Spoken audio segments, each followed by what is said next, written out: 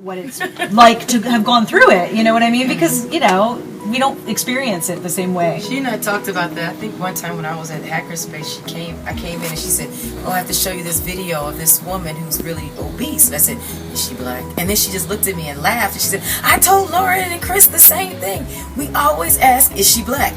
Or is he black? If there's something that's like negative, you ask like, it's not us, right? So, oh, okay. Then I want to see it. So but if it's me, I don't want to see it. We only want to see positive images. Exactly. I want to see the good stuff. Don't show me anything negative. Go around. Right. What did you guys think about that?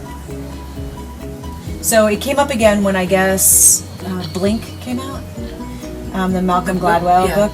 So they talked again about that study that they redid again now, even decades later, with the baby dolls. Yeah. I'm so this all came up for me recently because you guys were talking about the Hunger Games. I was so completely freaked out that people had a negative reaction to the fact that Rue was black. In the book, the way she's described, she's black, but that just showed me, and this is a YA novel, right? So that showed, because I have hope that the younger generations are better than my generation, right? Or much better than my mother's generation. But that these other people who were really big fans of the book wrote about it and tweeted about it, these comments like, well, I didn't feel as bad when I found out, when I saw that it was a black actress, I didn't feel as bad when they killed her. Yeah, it was a lot of times like that. I was like, how fucked up is that? And what hope is there? Like, I just went through this like 2 day, I posted it on Facebook, and it got like 30 comments, all these people talking about it. And I just thought, where do we go from, where do you go from there? You know, because it's a great character. It's a great story. It was totally obvious to me when I read it that she was black because they say she is. But people, like, in their minds, they recreated the image of her to be like them. A little blonde, curly-haired white girl or something. It was so disturbing. I was so freaked out by that, honestly. Because what it comes down to is when you get to readers in books, when they're reading especially fiction, they want the characters that they feel for, the characters they can identify or feel something for, to be like them. But the reverse of that is what's so ugly. I understand that. I understand looking for a character that you feel sympathetic to, that reminds you of yourself or someone you know.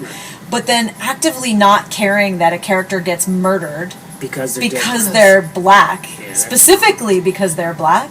And all of this came up at the same time as all of the Trayon stuff came up. I was done for like 3 days. I was like, okay, I can't even. I think that's why people say black people can't be racist. Because I can read lots of books, and I never read a book and then go, oh, I hate the character. Because I didn't feel anything for the character because the character was white.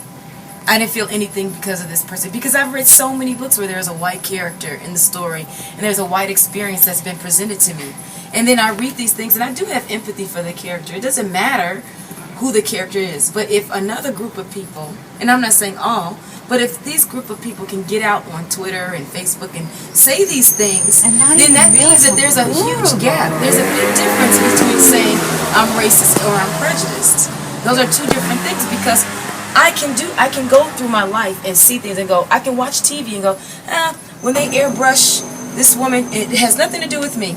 It has nothing to do with me, because that's not me. So I can always say that's not me. So when these other girls watch these images of women that look like them who are being airbrushed and designed, they have a connection to that. Yeah. Our connection is that has been presented as a standard of beauty. Yeah. And what makes it worse is when you meet other black guys who tell you that is the standard of beauty. Get with it, or what's your problem? So I would disagree. Not disagree. I would add to that I think that that's something that all thinking women have to sort through. Yeah. I mean, it's piled on top for women in the black community, but it's certainly not any easier for someone like me to see airbrushed whoever 2 sizes less, and then have people tell me that that's what's beautiful. But I think the difference is that if you saw it, you would have a stronger connection to it. Me, I just rejected it. Like, that's not me. Because it's like a polar opposite. Who's that? Yeah, it's not. Who's that girl? I'm looking at something else. I'm looking at my grandmother. Those are my representations. So I agree with you completely that it comes out differently because I don't have a real connection. I just look at it and go, wow, that's or I don't even think anything like, oh well, next. So, I mean, this was a huge topic when I was in college. I remember they had this thing and all of the girls and all the guys got together at the Black Student Union, and we had this long conversation because 2 of the people who were in charge, there was a white girl and her well, they're married now, but he's half black, half white. And he's never denied either part of himself. And he grew up in a place where I think he was safe and he was comfortable. And then his wife was also safe and comfortable and supportive.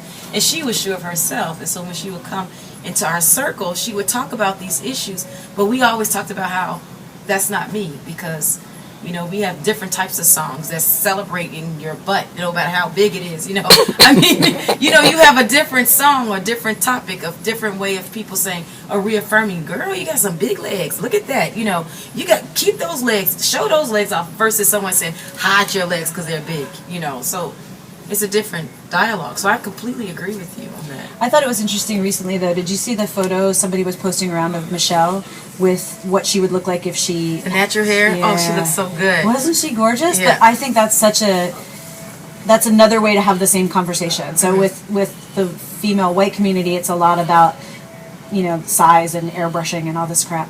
But within the female black community, there's all this discussion about hairs and weave, and it's really something, it's really something. Or the assumption that every black woman who has hair has a weave. That gets and there's me. a lot of white women who get weaves and hair Just tracks and as stuff much. all the time. Yeah, I mean, they Jessica advertise Simpson that has a at 3 in whole the wig morning. line. I She's didn't know not that. making that for herself. I think she has 90 different wigs you can buy. Wow.